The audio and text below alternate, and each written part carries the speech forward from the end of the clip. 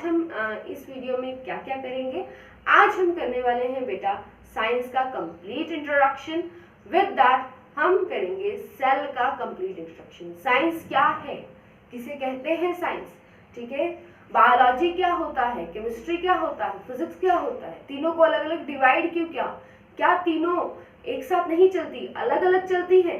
तो ये सब जो आपकी क्वेरीज है वो आज हम डील करेंगे। उसके बाद सेल चैप्टर पहला, वो आपको पहले क्यों पढ़ाया जाता है, सेल के बाद ही टिश्यू क्यों लिया जाता है, ठीक है। चैप्टर कौन कौन से आने हैं, कौन सा कैसे चलेगा, सब कुछ आपको इस वीडियो में कंप्लीटली बताया जाएगा।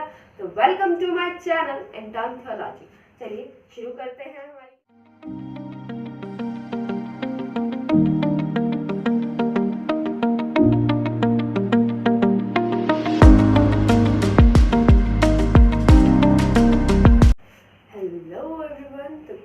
आप सब लोग। उम्मीद करती हूँ कि आप सब लोग बढ़िया ही होंगे।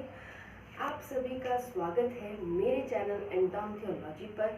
यहाँ पर हम लोग क्या करने वाले हैं, तो जो लोग अभी जस्ट क्लास 8 से पास आउट हुए हैं, क्लास 9th में आए हैं, तो उन्हीं के लिए मेरा चैनल एंटॉन थियोलॉजी है। 9th और 10th का यहाँ पर हम सिलेबस कंप्लीट कवर करने वाले हैं। ड्यूरिंग दिस थिंग्स हम लोग यहाँ पर अपना 9th का कंप्लीट साइंस का कंप्लीट ऐसे ही 10th का कंप्लीट साइंस हम यहाँ पे कवर करने वाले हैं। तो चलिए स्टार्ट कर लेते हैं। आज जो हमारा लेक्चर नंबर 1 है वो हमने स्टार्ट किया है अबाउट इंट्रोडक्शन टू साइंस। अब आप लोग क्लास 8 से क्लास 9th के अंदर आए हैं। आप लोगों ने साइंस को हमेशा एक सब्जेक्ट मान के पढ़ा है, राइट। लेकिन आपको क्या ये मालूम है कि ये सब्जेक्ट भी कुछ मीन करता है, इस सब्जेक्ट का भी कुछ मतलब होता है ना। तो साइंस में आप क्या करते हैं, रट लेते हैं कि द ब्रांच डील्स विद फलाना फलाना, who is the father of science. No, I am talking simple thing कि व्हाट इज साइंस, साइंस है क्या, ठीक है। तो साइंस क्या है बेटा, यहाँ पे जो भी चीज़ें हो रही हैं at the present around me, जो भी चीज़ें हो रही हैं ये सब बेटा क्या है, साइंस है। Got it. यहाँ पे जो भी चीज़ हो रही है एट द प्रेजेंट, यहाँ पे मैं खड़ी हूँ, मैं बोल रही हूँ, ये सब क्या है बेटा, साइंस है। मैम सब कुछ साइंस है, यस सब कुछ साइंस है। अगर मैं सब कुछ ही साइंस है, एवरीथिंग इज साइंस। सीधी बात बोलो, अराउंड अस भी नहीं, एवरीथिंग इज साइंस। जो भी आप देखोगे, मैं अभी आपको देख रही हूँ, सुबह का समय है, तो ये सब क्या है, साइंस है भाई। ओरिजिन है, अर्थ घूम रही है, ये सब साइंस ही तो है। So everything is science. चलिए अब साइंस को क्या है, 3 ब्रांचेस में क्लास 9th के अंदर आते ही साइंस की जो किताब होती है आपकी, वो 3 पार्ट में डिवाइड हो जाती है। कौन से 3 पार्ट बेटा, तो 3 पार्ट आपके पास होते हैं, बायोलॉजी, केमिस्ट्री और फिजिक्स। मैम क्या फिर साइंस अलग अलग हो जाती है, नहीं बेटा, साइंस अलग अलग नहीं होता। सब्जेक्ट को इजीली पढ़ने के लिए हम इनको अलग अलग कर देते हैं। Got it. तो साइंस तो एक साथ ही चलेगी, बस सब्जेक्ट को अलग अलग पढ़ने के लिए इसकी 3 ब्रांचेस डाल दी जाती हैं। तो 3 आपके पास कौन कौन से सब्जेक्ट हैं साइंस के अंदर, biology, chemistry and physics. Biology का मतलब होता है बेटा, bio means living, logy means study. Living organism की स्टडी को जब हम लोग पढ़ते हैं, यानी कि लिविंग ऑर्गेनिज्म की जब हम स्टडी करते हैं, जब भी हम biology, bio means living, logy means study, तो जब भी हम किसी लिविंग ऑर्गेनिज्म, किसी जिंदा व्यक्ति के बारे में पढ़ते हैं, तो वो हम कहाँ पढ़ते हैं बेटा, बायोलॉजी के अंदर। कुछ भी, कोई भी जिंदा पर्सन, बहुत सारे कीड़े मकोड़े भी हैं, आपने क्लास 8 में पढ़ा हुआ वायरस, बैक्टीरिया, सेकेंड चैप्टर था आपका माइक्रो ऑर्गेनिज्म वाला, राइट। तो आपने वहाँ पे पढ़ा होगा कि भाई अलग अलग तरह के कीड़े होते हैं जिन्हें हम देख भी नहीं सकते, पर वो जिंदा हैं, ठीक है। हमारी बॉडी के अंदर बहुत सारे पैथोजन एंटर कर जाते हैं, बहुत सारे disease causing micro organism enter कर जाते हैं, ये आप जानते होंगे, या आपको कोविड-19 का तो पता ही है। क्या कोविड-19 हमको दिखता है क्या, नहीं दिखता नहीं है, लेकिन वो हमारे शरीर में जाता है, नेगेटिव इम्पैक्ट देता है। लेकिन कोविड-19 क्या है बेटा, वायरस है ना, तो ये सब चीज़ें क्या है बेटा, ये किस में स्टडी की जाती है बेटा, बायोलॉजी के अंदर। फिर आता है हमारे पास केमिस्ट्री। केमिस्ट्री को मैं हमेशा, और लोग मुझे नहीं पता क्या डेफिनेशन देते हैं केमिस्ट्री की, बट मैं अक्सर इसको ये बोलती हूँ that is mystery of chemicals, क्योंकि ये केमिकल्स का रहस्य है। हम केमिकल्स को देख नहीं सकते, विजुअलाइज नहीं कर सकते। मुझसे कई बच्चे पूछ लेते हैं मैम ये कैसे पता चलेगा, ये हाइड्रोजन ये क्लोरीन कैसे जुड़ गए, पता ही नहीं चला, है ना, तो पता ही नहीं चला बेटा, दिखता ही नहीं है ना, तो हाइड्रोजन का H दिखेगा ना क्लोरीन का Cl दिखेगा, नाम दिए हैं जोड़ देंगे। बेटा ये सब चीज़ें कैसे पता चलेंगी, तो फिर मैम केमिस्ट्री का एक डेली लाइफ एग्जाम्पल बताइए। बेटा बहुत ही सिंपल सा है, बेटा शिकंजी पीता है, तो गर्मियों का मौसम है, शिकंजी पीता होगा, बेटा शिकंजी में तू पहले जो पानी डालता है उसका फ्लेवर देख अलग, जब तू उसमें नींबू निचोड़ देता है तो उसका फ्लेवर अलग हो जाता है, जब तू उसमें नमक डालता है चीनी डालता है उसका फ्लेवर अलग हो जाता है। तो बेटा ये जो चेंज इन फ्लेवर है, शिकंजी खट्टी हो जाती है, ठीक है, खट्टी होती है शिकंजी, है ना, तो खट्टी हो जाती है। जो पानी पहले खट्टा नहीं था वो अब खट्टा हो गया है, तो ये क्या है बेटा, पानी की रिएक्शन हुई है, वाटर की रिएक्शन हुई है, गॉट इट। उन सब मटेरियल से जो भी हमने अंदर डाला है, सब्जी का बनना भी रिएक्शन होता है, ठीक है। तो ये जो सारी चीजें रिएक्शन है, रिएक्शन मतलब केमिकल, रिएक्शन मतलब दो केमिकल आए जुड़े, उन्होंने कुछ नया बना दिया, दैट इज कॉल्ड रिएक्शन, ठीक है। तो केमिस्ट्री के अंदर आप अक्सर क्या पढ़ते हैं बेटा, आप केमिस्ट्री के अंदर केमिकल्स को पढ़ते हैं, केमिकल्स के रहस्य को पढ़ते हैं, क्योंकि आपको भी नहीं पता होता कि कौन सा केमिकल किसके साथ रिएक्ट कर जाएगा और किसके साथ नहीं करेगा। इसी वजह से मैं इसे मिस्ट्री कहती हूँ कि मालूम नहीं कि कौन सा केमिकल किसके साथ कब रिएक्ट कर जाए और क्या देते, ठीक है। केमिस्ट्री काफी ब्रॉडर सब्जेक्ट है। आइए फिर आता है फिजिक्स, ठीक है। फिजिक्स बहुत ही प्यारा सा सब्जेक्ट है, बहुत अच्छा सब्जेक्ट है। फिजिक्स क्या होता है, हर एक बच्चा फिजिक्स से बहुत डरता है, बहुत घबराता है, बट फिजिक्स डरने वाला सब्जेक्ट नहीं है। तो देखिए फिजिक्स क्या होता है, सिंपल सी बात है कि आप चल रहे हैं, आप चल क्यों रहे हैं, ये दो चीजें बताता है बस फिजिक्स, ठीक है। आप मतलब हाल फिलहाल मैं बोल रही हूँ, तो ये जो बोल रही हूँ ये मेरे जो लिप्स का मूवमेंट हो रहा है ना, पर सेकेंड में, ये फिजिक्स कि मेरे लिप्स कितनी देर में कितना मूव कर रहे हैं। फिर जब मैं बात करती हूँ कि इसका कारण क्या है, मेरे बोलने का क्या कारण है, तो मुझे आप लोगों को समझाना है अपनी बात को, तो ये चीज़ होता है आपका कॉज, ठीक है। तो यही हम स्टडी करते हैं बेटा, इसको छोटे बड़े से छोटे लेवल पे स्टडी किया जाता है। हम अपने लेवल पे पहले इसको समझते हैं, उसके बाद इसको छोटे लेवल पे भी लेके जाते हैं। जो आप क्लास 11th या 12th में अगर आप साइंस लेते हैं तो आप पढ़ेंगे, ठीक है। इलेक्ट्रॉन का मोशन भी होता है, ठीक है। तो ये तो आपको समझ में आ गया। मैम ऐसा एक एग्जाम्पल दीजिए जिससे हमें ये समझ में आए कि साइंस एट द प्रेजेंट तीनों, ये जो तीनों आपने ब्रांचेस बनाई हैं तीनों एक साथ ही चल रही हैं, एक एग्जाम्पल ऐसा दीजिए। तो बेटा हाल फिलहाल जब मैं बोल रही हूँ, बेटा मैंने पहले बताया मूवमेंट हो रही है, फिजिक्स तो चल रही है, बेटा मेरे मुंह में थूक बन रही है, यानी कि केमिस्ट्री भी चल रही है। बेटा बोल कौन रहा है, बेटा लिविंग ऑर्गेनिज्म बोल रहा है, जिंदा व्यक्ति बोल रहा है, तो बायोलॉजी है। देखो साइंस इकट्ठा चल रही है। अब ऐसे ही कुछ एग्जाम्पल आप सोचेंगे और आप मुझे कमेंट सेशन में लिख के देंगे कि मैम ये चीज़ें और भी हैं कि साइंस तीनों यानी बायोलॉजी, केमिस्ट्री और फिजिक्स तीनों एक साथ चल रही है, ये अब मुझे आप बताएंगे कुछ अलग अलग एग्जाम्पल देकर के कमेंट सेशन में। चलिए अब हम लोग शुरू कर लेते हैं हमारा फर्स्ट चैप्टर सेल। जो आज का हमारा लेक्चर रहेगा ये कंप्लीट सेल के ऊपर रहेगा। सेल की आज इंट्रो लेंगे और फिर हम सेल को कंटिन्यू करते रहेंगे, ठीक है।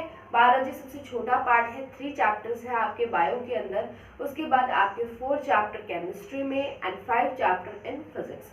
ये आपका जो है वो सब्जेक्ट रेशियो है, ठीक है। होपफुली हम लोग कंप्लीट कर देंगे इस चीज़ को, ठीक है। 3 चैप्टर्स हैं बायो के अंदर, जिसमें पहला चैप्टर हम cell the fundamental unit of life start करने वाले हैं। पहले चैप्टर को, किसी भी चैप्टर को शुरू करने से पहले आपको पता होना चाहिए कि हमारा सिलेबस क्या है, राइट। आपको किस सब्जेक्ट में क्या क्या पढ़ना है, साइंस की कौन सी ब्रांच में आपको कितने चैप्टर्स हैं। तो देखिए मैंने जैसे बताया था बायोलॉजी में हमारे 3 ही चैप्टर हैं, वो कौन कौन से है बेटा, सेल, टिश्यू, फूड रिसोर्सेज। बेटा सेल का पूरा नाम नहीं लिखा मैंने, cell the fundamental unit of life, ये वही वाला चैप्टर है। फिर हमारा अगला चैप्टर टिश्यू और फिर हमारा नेक्स्ट चैप्टर जो है वो फूड रिसोर्सेज है। 3 चैप्टर्स हैं। उसके बाद हमारे पास आता है केमिस्ट्री। केमिस्ट्री में हमारे पास 4 चैप्टर हैं बच्चे। Matter in our surrounding, matter around us pure. बेटा मैटर इन आवर सराउंडिंग के अंदर हम लोग बात करने वाले हैं इसकी फिजिकल स्टेट्स के बारे में, right. Matter around us pure के अंदर हम बात करेंगे इसकी केमिकल स्टेट्स के बारे में। फिर आता है एटम एंड मॉलिक्यूल। फिर आता है आपका स्ट्रक्चर ऑफ एटम, एटम क्या होता है, कैसा दिखता है, ये सारी चीजें यहाँ पे आएंगी, ठीक है। अब मैं आपको फिजिक्स का भी दे देती हूँ। सेल में हम लोग देखो सेल से क्यों स्टार्ट कर रहे हैं, इसका भी रीजन है जो मैं आपको जस्ट अभी बताऊंगी कि सेल से ही हम क्लास 9th में क्यों स्टार्ट करते हैं, हम डायरेक्ट ह्यूमन की नहीं पढ़ने लग जाते साइंस के अंदर, है ना। एक पैटर्न बना हुआ है बेटा बहुत अच्छा सिलेबस का बायो के अंदर यहाँ पे, ठीक है। तो उसी पैटर्न को हम लोग फॉलो करने वाले हैं और केमिस्ट्री के अंदर भी एक पैटर्न है और उसी के अकॉर्डिंग हम लोग जाने वाले हैं, ठीक है। चलिए अब मैं आपको फिजिक्स का भी पूरा एक चैप्टर ब्रीफ दे देती हूँ और उसके बाद हम अपना चैप्टर स्टार्ट करेंगे। पहले फिजिक्स के अंदर हम लोग देख लेते हैं फिजिक्स के अंदर कितने चैप्टर हैं। बायो में हमारे पास 3 और केमिस्ट्री में 4, फिजिक्स में भी हमारे इस टाइम पे 4 ही चैप्टर्स हैं। फिर जो साउंड चैप्टर है ये हटा दिया गया है, ठीक है। तो क्या क्या हमारे पास चैप्टर हैं बेटा, motion, force and laws of motion, work and energy and gravitation, ठीक है। साउंड को भी हम जरूर देखेंगे, ठीक है, छोड़ेंगे नहीं इसको, बिकॉज ये भी एक अच्छा टॉपिक है, ठीक है। चलिए अब ये हो गया आपका चैप्टर प्रीव्यू। चलो इसके बारे में मैं थोड़ा बता भी देती हूँ कि मोशन, ये बेटा सीक्वेंस में इसलिए है क्योंकि जब तक आपने मोशन नहीं पढ़ा आप फोर्स एंड लॉज पे नहीं जा सकते, फोर्स एंड लॉज नहीं पढ़ा आप पावर पे नहीं जा सकते, फिर आप ग्रेविटेशन पे भी नहीं जा सकते। ये चैप्टर आपस में टोटली कनेक्टेड है बेटा, एकदम लिंक्ड चैप्टर है। मोशन इनकी गति क्या है, फिर हम पढ़ते हैं चलना क्या है, फिर चलने का कारण क्या है, ठीक है। फिर चलने के अंदर कितना काम करना पड़ रहा है, ठीक है, कितनी एनर्जी लग रही है, कितना शक्ति, कितनी पावर हम यूज कर रहे हैं। फिर ग्रेविटेशन आता है कि ग्रेविटी कैसे काम करती है। चलिए बेटा अब हम लोग बात कर लेते हैं किस चीज के बारे में, सेलुलर लेवल ऑफ ऑर्गेनाइजेशन। हम अपना पहला चैप्टर स्टार्ट करने जा रहे हैं बेटा, सेल, ठीक है, the fundamental unit of life. क्यों कहते हैं इसे फंडामेंटल यूनिट ऑफ लाइफ, सबसे पहले चैप्टर के नेम के ऊपर ही हम डिस्कशन कर रहे हैं, तो देखते हैं क्यों कहते हैं। देखिए सेल से बनते हैं टिश्यू, ठीक है, बहुत सारे सेल्स जब इकट्ठे हो जाते हैं तो टिश्यू बनता है। मैम हमने तो सेल ही नहीं देखा तो हमें कैसे पता कि कौन इकट्ठा होता है क्या, तो बेटा बिल्कुल इसको एक आप ब्रिक की तरह मानिए, ईंट की तरह मानिए, ठीक है। जब ईंट से ईंट मिलती है तो दीवार बनती है, ठीक है, ग्रुप ऑफ ब्रिक्स जब मिलता है तो दीवार बनती है। अब उस दीवार से फिर बेटा रूम्स बनते हैं, है ना, ऑर्गन बनते हैं। फिर ये रूम्स जब डेवलप हो रहे होते हैं तो ऑर्गन सिस्टम बनाया जा रहा होता है, हर एक ऑर्गन को एक सिस्टम से कनेक्ट किया जा रहा है, हर एक रूम को एक दूसरे रूम से कनेक्ट किया जा रहा है, कनेक्शन किया जा रहा है। फिर आता है आपका सिस्टम, सिस्टम मतलब अब सब कुछ सेट हो गया है, आपके घर में वॉशरूम, आपका ये क्या बोलते हैं किचन, ठीक है, रूम्स सब रेडी है, सिस्टम बन चुका है। अब वो सिस्टम बन गया तो बेटा अब ऑर्गेनिज्म की फॉर्मेशन हो जाएगी, ऑर्गेनिज्म यानी आपका घर बन गया है।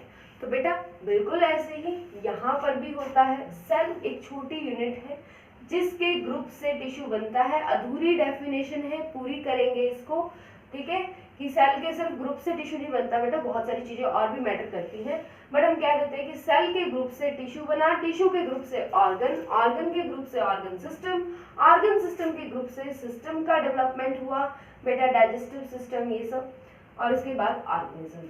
अब आप थोड़ा बहुत तो जानते होंगे इंटेस्टाइन वगैरह के बारे में, तो चलिए मैं आपको ये बताती हूँ। इंटेस्टाइन के सेल, उन्होंने टिश्यू बनाया, टिश्यू से उन्होंने ऑर्गन बनाया इंटेस्टाइन, ठीक है। फिर ऑर्गन सिस्टम बना, इंटेस्टाइन लिंक हो गई लार्ज इंटेस्टाइन के साथ, फिर लार्ज इंटेस्टाइन लिंक हो गई आपके ऊपर स्टमक के साथ, है ना, पेट के साथ, ठीक है। फिर बन गया एक सिस्टम, कंप्लीट सिस्टम यानी डाइजेस्टिव सिस्टम बन गया, और उससे एक ऑर्गेनिज्म बन गया। जब सारे सिस्टम बन गए, सिर्फ डाइजेस्टिव सिस्टम बनने के बाद नहीं बेटा, सारे सिस्टम का निर्माण हो गया। आपका digestive system, excretory system, reproductive system, ठीक है, और आपका कोऑर्डिनेटिंग सिस्टम जो भी कोऑर्डिनेट करता है नर्वस सिस्टम, ठीक है। तो सारी चीजें जब आपकी डेवलप हो जाती है तब जाके एक ऑर्गेनिज्म बनता है। देखो 9th क्लास में हम सबसे पहले सेल और टिश्यू यानी कि ये 2 लेवल्स ऑफ ऑर्गेनाइजेशन के बारे में बात करते हैं। बेटा क्लास 10th का सिलेबस ऑर्गन सिस्टम और ऑर्गेनिज्म को लेकर के चलता है, ठीक है। तो क्लास 10th का सिलेबस काफी वास्ट होता है और क्लास 9th का काफी छोटे लेवल पे बात करता है, ठीक है, सेल और टिश्यू के ऊपर बात करता है। तो बहुत छोटे से बड़े की तरफ जाने की कोशिश की गई है सिलेबस पैटर्न के अंदर बायोलॉजी में, ठीक है। तो सेल से बनता है बेटा टिश्यू, टिश्यू से बनता ऑर्गन, ऑर्गन से बनता ऑर्गन सिस्टम, ऑर्गन सिस्टम से सिस्टम, सिस्टम से ऑर्गेनिज्म। नोट करना है नोट कर लीजिए, स्क्रीनशॉट लेना है स्क्रीनशॉट ले लीजिए, ठीक है। सेलुलर लेवल ऑफ ऑर्गेनाइजेशन, बहुत बार क्वेश्चन आ जाता है कि आप इसका ऑर्डर बताइए, ठीक है, अरेंज द ऑर्डर्स, ठीक है। एमसीक्यू में भी आ जाता है सेलुलर लेवल ऑफ ऑर्गेनाइजेशन, और ये कई बार पूछ भी लिया जाता है कि कैसे चीज़ों का फॉर्मेशन है, लेवल ऑफ ऑर्गेनाइजेशन पूछ लिया जाता है। तो अब हम चलते हैं अपने चैप्टर सेल को स्टार्ट करते हैं। ये हमने चैप्टर सेल का एक नाम के ऊपर देख लिया। अब हम सेल की थोड़ी हिस्ट्री और जियोग्राफी के बारे में भी बात कर लेते हैं, है ना। कैसा इसका हम बात करेंगे कि ये कैसा किन किन ने इसको देखा। पहले हिस्ट्री के बारे में बात करेंगे, फिर हिस्ट्री से हम इसके टाइप्स के बारे में बात करेंगे, और एक सीक्वेंस में ये सीरीज चलती जाएगी। चलिए, यहाँ तक आप लोगों को समझ में आया? आई होप कि कोई डाउट नहीं होगा, ठीक है। चैप्टर का मैंने एक ब्रीफ दे दिया है आप लोगों को, और मैंने आपको ये सेलुलर लेवल ऑफ ऑर्गेनाइजेशन बता दिया। तो बेटा अब हम देखेंगे कि सेल की हिस्ट्री क्या है, सेल का इतिहास क्या है, सेल को सबसे पहले देखने कौन आया और किसको सेल कैसा कैसा दिखाई दिया। देखिए, सेल की हिस्ट्री में आपको टोटल 5 पर्सन्स के नेम लर्न करने हैं। लर्न क्या, ये आपको याद ही हो जाएंगे, ठीक है, हम डेली लर्न कर लेंगे, कोई दिक्कत नहीं। देखिए, पहले जो पर्सन थे वो थे रॉबर्ट हुक। कितने पर्सन थे? 5। सेल की हिस्ट्री में कितने व्यक्ति? 5। कौन कौन से बेटा? Robert Hooke, Anton von Leeuwenhoek, Robert Brown, JE Purkinje, Haeckel. फिर से बोलेंगे, Robert Hooke, Anton von Leeuwenhoek, Robert Brown, JE Purkinje, Haeckel. Anton von Leeuwenhoek बेटा एक ही व्यक्ति का नाम है, 3-4 व्यक्ति नहीं है ये बेटा, एक ही का नाम है, ठीक है। Robert Hooke, Anton von Leeuwenhoek, Robert Brown, JE Purkinje, Haeckel. Robert Hooke ने बेटा डेड सेल देखा था, इन्होंने खुद का माइक्रोस्कोप भी बनाया था और उसी के थ्रू इन्होंने डेड सेल, मृत कोशिका को देखा था, मरे हुए सेल को देखा था। और इन्होंने वो कहाँ देखा था बेटा? पेड़ की छाल यानी कि बार्क ऑफ ट्री के अंदर देखा था, ठीक है। कैसा दिखा था बेटा? हनी कॉम्ब लाइक स्ट्रक्चर जैसा दिखा था, मधुमक्खी के छत्ते जैसा दिखा था। सेल का पहला नाम जो इन्होंने दिया था वो सेलुले दिया था, ठीक है। लैटिन लैंग्वेज से नाम उठाया गया सेलुले, जिसका मतलब है छोटा कमरा, स्मॉल रूम, ठीक है। और उसके बाद इन्होंने ये बताया, लेटर उसका नाम बहुत बड़ा है, जैसे तुम्हारा नाम पिंकेश्वरी हो सकता है ना, कोई रामलाल हो सकता है। तो तुमने जब तुम कॉलेज में गए तुमने राम कर लिया, पिंकेश्वरी ने पिंकी कर लिया। तो ये जो चेंज है, ठीक है, यही सेलुला नाम के साथ हुआ। बाद में लेटर इसको सेल बोलना शुरू कर दिया, ठीक है। ये रॉबर्ट हुक के बारे में हो गया। एंटन वॉन लीवेनहुक ने जो है वो हमारा लिविंग सेल डिस्कवर किया था। कैसा सेल डिस्कवर किया था बेटा? लिविंग सेल इन्होंने पहली बार देखा था। इन्होंने हैंड सेल, स्पर्म सेल और प्लांट और एनिमल के कई सारे सेल्स देखे थे। इन्होंने इम्प्रूव्ड माइक्रोस्कोप बनाया था। बहुत बड़ा योगदान है इनका एंटन वॉन लीवेनहुक का। रॉबर्ट ब्राउन ने क्या किया था बेटा? रॉबर्ट ब्राउन ने सबसे पहले न्यूक्लियस को खोजने वाले कौन थे बेटा? Robert brown. फिर आते हैं जेई पुरकिंजे। जेई पुरकिंजे ने टर्म प्रोटोप्लाज्म दिया था। टर्म प्रोटोप्लाज्म मतलब नाम दिया था प्रोटोप्लाज्म। प्रोटोप्लाज्म किसको नाम दिया था इन्होंने बेटा, जब हम सेल का स्ट्रक्चर पढ़ेंगे तो हम डिस्कस करेंगे, साइटोप्लाज्म और न्यूक्लियस को जोड़ के इन्होंने प्रोटोप्लाज्म कहा था। सीधी सी भाषा में इन्होंने लिविंग फ्लड को प्रोटोप्लाज्म बोला था। ठीक है, तो वो जब हम स्ट्रक्चर करेंगे आपको ज्यादा क्लियर होगा।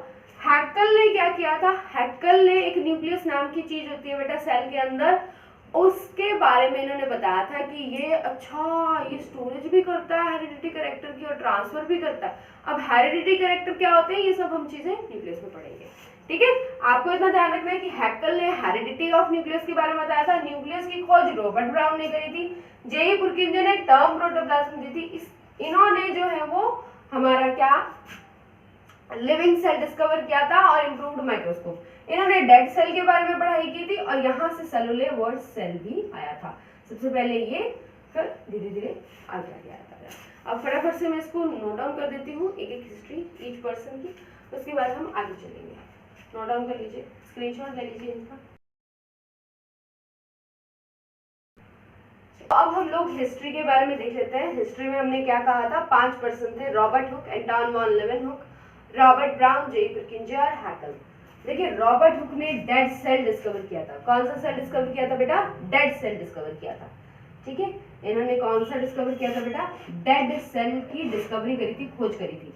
कहाँ करी थी बेटा, बार्क ऑफ ट्री, पेड़ की छाल में। उसमें भी बेटा इन्होंने कॉर्क के अंदर करी थी। अब कॉर्क क्या होता है, जब हम टिश्यू चैप्टर पढ़ेंगे उसमें हम जब प्रोटेक्टिव टिश्यू को कवर करेंगे तो वहां आपको कॉर्क अच्छी तरह समझ आएगा। अभी के लिए आप इतना लिखिए कि बार्क ऑफ ट्री के अंदर, यानी पेड़ की छाल में। अब छाल क्या होती है, कई बच्चों को ये भी मालूम नहीं होगा। तो बेटा जो पेड़ के बाहर जो ब्राउन ब्राउन कलर की लकड़ी सी लगी हुई होती है ना, उसको तोड़ते हुए आसानी से टूट जाती है, उसी को हम छाल बोलते हैं। कैसा दिखा था इनको अंडर माइक्रोस्कोप, इन्होंने खुद का सेल्फ मेड माइक्रोस्कोप डेवलप किया था। और कैसा दिखा था वो, हनी कॉम्ब लाइक स्ट्रक्चर, मधुमक्खी के छत्ते जैसा। बेटा इसका डायग्राम भी हम लोग ड्रॉ करते हैं। तो इन्होंने जो सेल की शेप देखी थी वो इनको कुछ ऐसी दिखी थी। मधुमक्खी का छत्ता एकदम ऐसा ही होता है ना, तो बिल्कुल इनको ऐसी जो है वो शेप दिखाई दी थी। किसको, रॉबर्ट हुक को। ठीक है, फिर सेलुले, सेलुले का मतलब, अब देखो इन्होंने नाम दिया इस चीज को, क्या नाम दिया इन्होंने, सेलुले। इन्होंने कहा ये तो बिल्कुल छोटे छोटे कमरों जैसा दिखाई देता है, छोटे छोटे चैम्बर्स जैसा दिखता है। तो इन्होंने लैटिन लैंग्वेज में स्मॉल रूम के लिए एक ही वर्ड यूज होता है, वो होता है सेलुले। बेटा लैटिन और ग्रीक ये दोनों भाषा डेड लैंग्वेज होती है। साइंस के अंदर जब भी कोई टर्म आप पढ़ेंगे वो सारी लैटिन या ग्रीक से ली हुई होंगी। ठीक है, तो लैटिन या ग्रीक वर्ड ग्रीक लेते हैं क्योंकि उसको कोई डिफरेंट मीनिंग नहीं निकलता, जैसे इंग्लिश के अंदर अलग अलग मीनिंग्स निकल जाता है, तो ऐसा नहीं होता लैटिन और ग्रीक के अंदर। तो ये लैटिन वर्ड था। लैटिन वर्ड इसका मतलब क्या था, छोटा कमरा। तो उन्होंने कहा कि बिल्कुल छोटे कमरे जैसा है। लैटिन में इसको सेलुले बोलते थे, लेटर इसका नाम बदल के सेल कर दिया गया। नाम काफी बड़ा था, छोटा कर दिया गया। बिल्कुल वैसे ही जैसे तुम्हारा नाम पिंकेश्वरी था, कॉलेज में तुम गई तो तुमने अपना नाम पिंकी कर दिया, तुम्हें अपना नाम पिंकेश्वरी पसंद नहीं आया। ठीक है, तो बिल्कुल इसी तरह से बड़ा लगता था। अब आ जाइए एंटोन वॉन लेeuwenhoek पे। लिविंग सेल की डिस्कवरी करी थी बेटा इन्होंने। किसकी डिस्कवरी करी थी बेटा, लिविंग सेल की, जिंदा सेल की। इन्होंने लिविंग सेल को देखा, ठीक है, और इन्होंने उसके बाद plant cell, sperm cell, animal cells, ये सब बहुत सारी चीजें इन्होंने देखी। हैंड के सेल्स को भी इन्होंने देखा।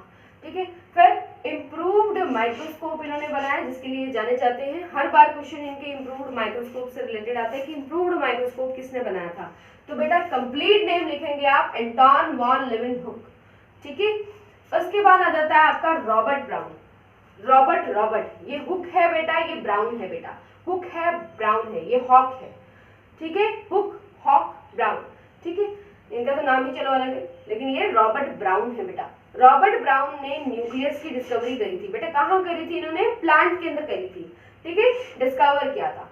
फिर आते हैं जेई पुरकिंजे की तरफ। जेई पुरकिंजे ने टर्म प्रोटोप्लाज्म, मैं बार बार बोल रही हूँ, टर्म दिया था। इन्होंने कुछ चीज डिस्कवर नहीं करी, इन्होंने केवल नाम दिया था।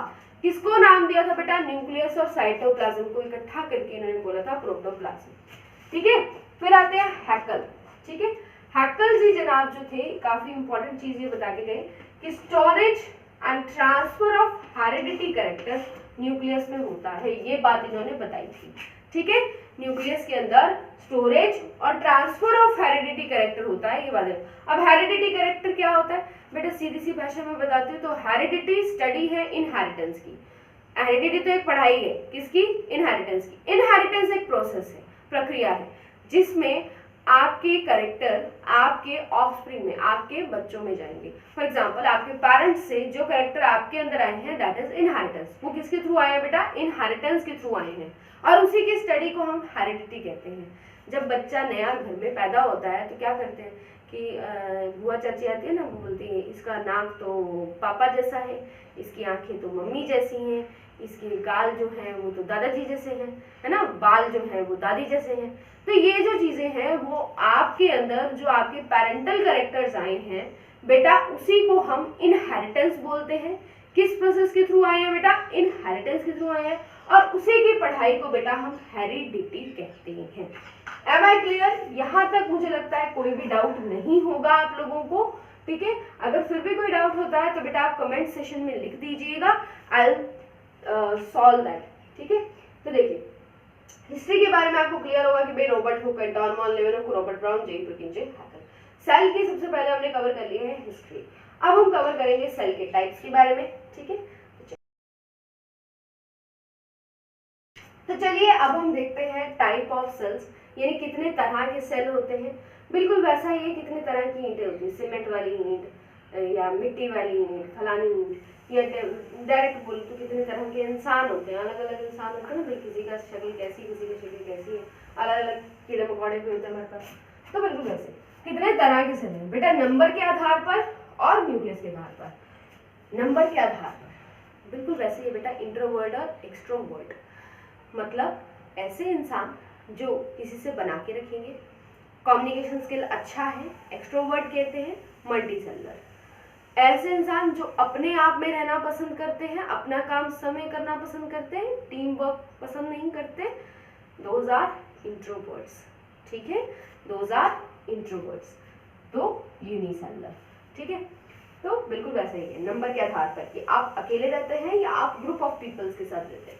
फिर on the basis of nucleus, nucleus अब क्या होती है, कैसी दिखती है, तो बेटा अभी हमने डिटेल में स्टडी करना, अभी आप इसको देखिए, ठीक है। आ जाइए, on the basis of number of cell पे हमारे पास दो तरह के सेल होते हैं, यूनिसेलुलर और multicellular cell. Unicellular, uni का मतलब होता है बायो में एक, मल्टी का मतलब होता है बहुत सारे, यूनी मतलब एक ही सेल जिसमें होगा, single cell performing all functions, सारे फंक्शन एक ही सेल करेगा। घर में आपकी मम्मी सुबह उठती है, सारे फंक्शंस खुद करती है, क्या करती है? खाना बनाती है, लॉन्ड्री का काम करती है, ठीक है, पेमेंट तो नहीं मिलती उसको इस काम की, लेकिन फिर भी वो कंप्लीट करती है। क्या क्या करती है? खाना बनाना, सफाई करना, लॉन्ड्री, सब काम वो अकेली कर रही है। आपकी केयर, आपका टिफिन पैक करना, आपको रेडी करना, ये सारी चीजें वो अकेली कर रही है। तो मम्मा क्या हुई? यूनिसेलुलर ऑर्गेनिज्म, ठीक है। आप क्या हुए? Multi cellular. क्यों? आप सिर्फ स्टडी करते हैं, ठीक है, आप एक ही फंक्शन परफॉर्म कर रहे हैं, बाकी के काम कौन कर रहे हैं? पापा आपको सामान ला के देते हैं, मम्मी आपके लिए खाना बना के देती है, तो आपका एक टीम चल रहा है, आप अपनी फैमिली के अराउंड रहते हैं, आप एक ग्रुप के अराउंड रहते हैं ना, 3-4 लोगों का ग्रुप होता है फैमिली में, मम्मा पापा दादा दादी, है ना, तो आप एक ग्रुप में रह रहे हैं। तो आप क्या हुए? Multi cellular. आप सिर्फ पढ़ाई करते हैं, बाकी सारा काम आपके पेरेंट्स देखते हैं, ठीक है। तो बिल्कुल ऐसा ही इसमें होता है, मल्टी सेलुलर के अंदर ग्रुप ऑफ सेल परफॉर्म करेंगे अलग अलग फंक्शंस। अलग अलग फंक्शंस का मतलब हुआ कि एक ग्रुप, यदि मान लीजिए, इसको मैं सिंपल एग्जांपल समझाती हूँ। फॉर एग्जांपल आप में यूनाइटी है, आपकी क्लास में, पूरी क्लास में यूनाइटी ग्रुप है, तो आप क्या करेंगे? एक क्वेश्चन तू याद कर ले, एक क्वेश्चन तू याद कर ले, एक क्वेश्चन, 10 क्वेश्चन है, 10 जनों ने याद किए, पेपर में 10 आए, 10 के 10 कर दिए। आपने डिवीजन ऑफ लेबर कर दिया, आपने एक क्वेश्चन याद करने की, आपने 10 क्वेश्चन नहीं याद की, मेहनत कम करी ना, मेहनत कम करी आपने, स्मार्ट वर्क किया। आपने कहा कि 10 जने मेरे पक्के पक्के फ्रेंड है, एक क्वेश्चन ये क्वेश्चन ये क्वेश्चन ये क्वेश्चन तू याद कर लेना, और पेपर आपने लिख दिया। This is the power of unity, ठीक है। तो ये है मल्टी सेलुलर कि आपको अकेले सारा काम नहीं करना पड़ेगा, आपका काम डिवाइड हो जाएगा, ठीक है, स्मार्ट वर्क। यूनिसेलुलर सारे काम अकेला करेगा, ये 10 के 10 क्वेश्चन खुद ही याद करेगा, ठीक है, single cell performing all the function, single cell performing different particular functions. ठीक है, अब आ जाइए कोई division of labour, division of labour, labour मतलब होता है मजदूरी, डिवीजन मतलब होता है विभाजन। ठीक है, तो मतलब डिवाइड वही आपका।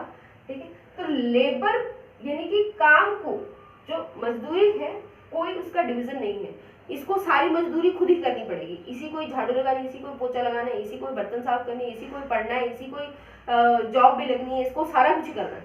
ठीक है, तो ये तो हो गया हमारा unicellular. Multicellular division of labour होता है, सिर्फ पढ़ना है।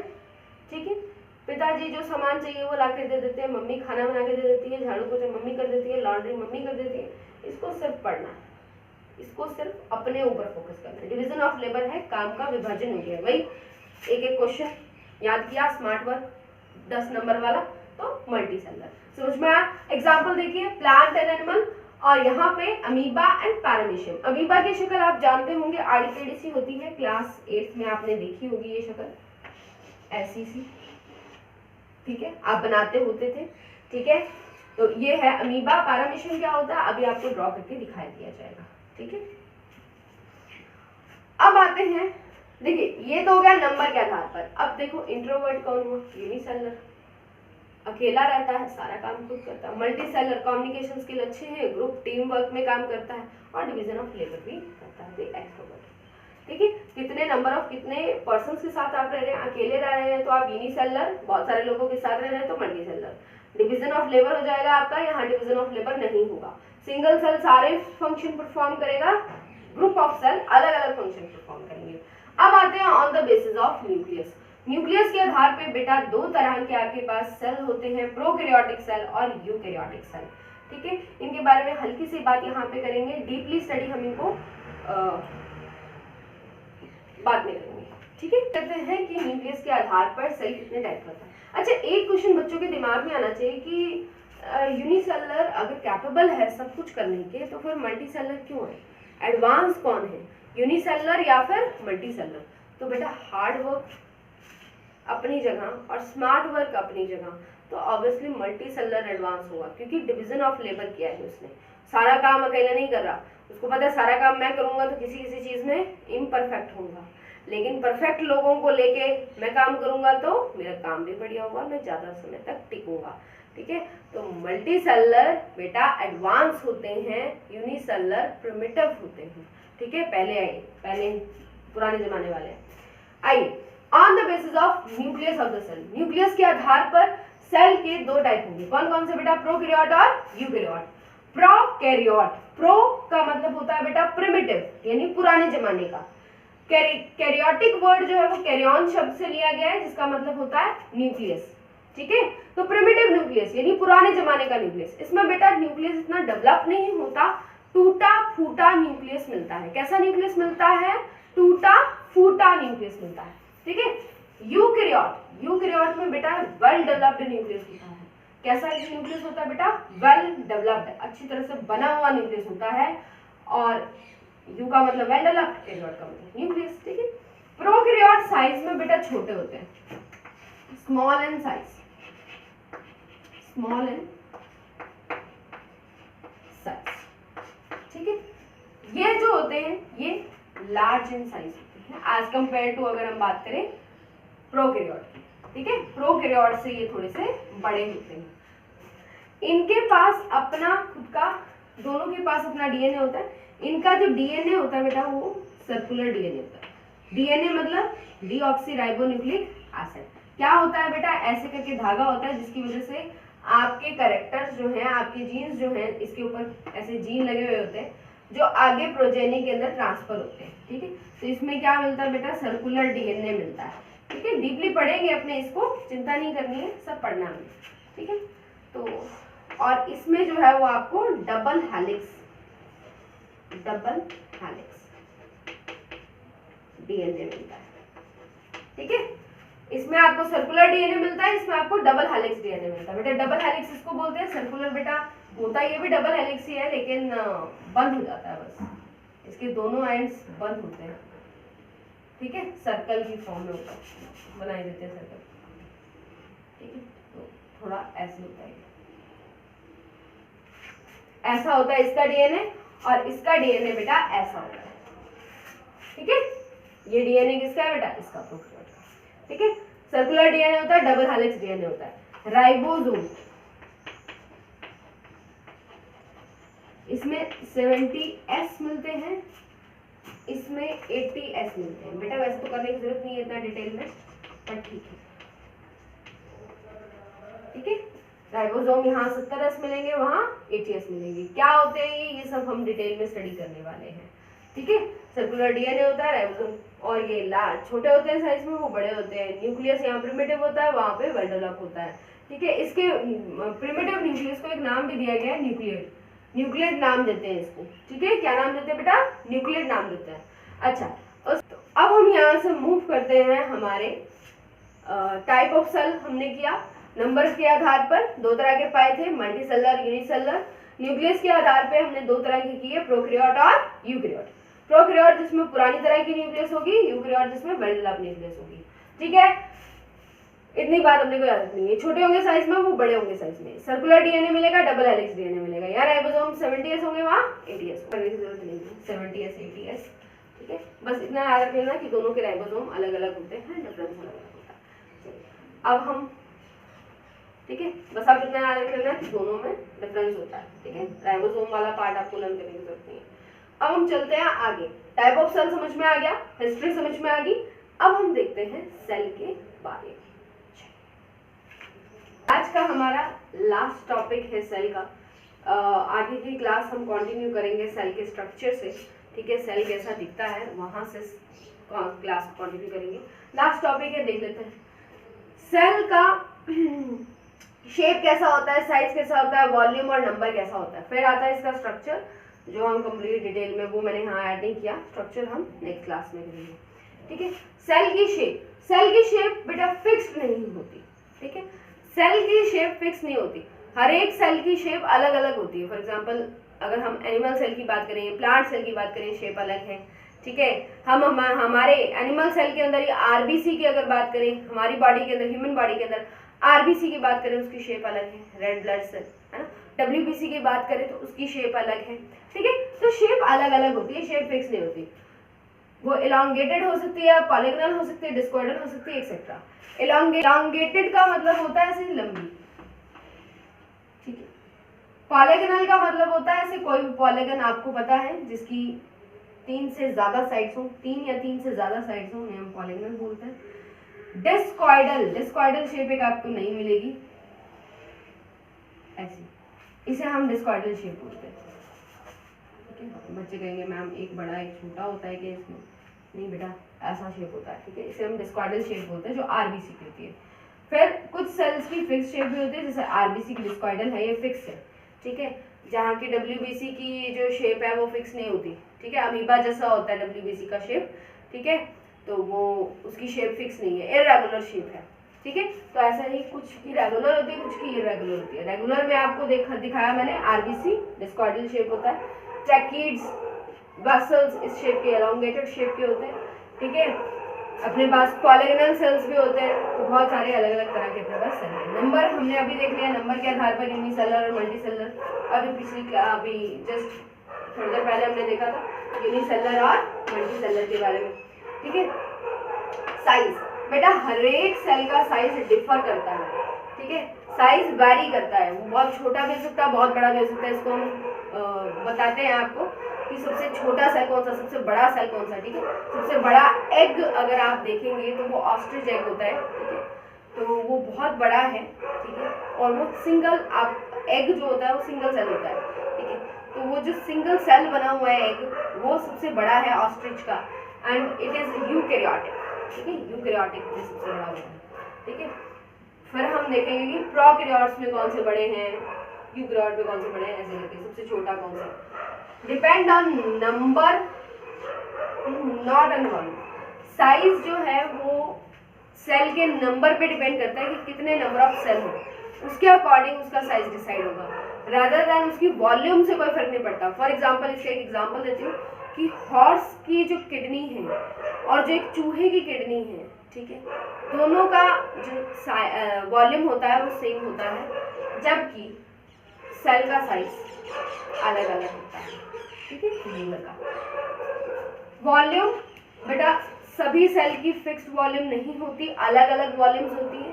फिक्स्ड वॉल्यूम नहीं होगी, कितना उसके अंदर फ्लूइड भरा हुआ है वो अलग अलग वेरी करेगा, ठीक है। तो वॉल्यूम भी फिक्स नहीं होती है। अब हम स्ट्रक्चर के बारे में पढ़ेंगे, नेक्स्ट क्लास में स्ट्रक्चर को कंटिन्यू करेंगे। वीडियो अच्छा लगा हो तो बेटा लाइक शेयर एंड सब्सक्राइब कर देना, ठीक है।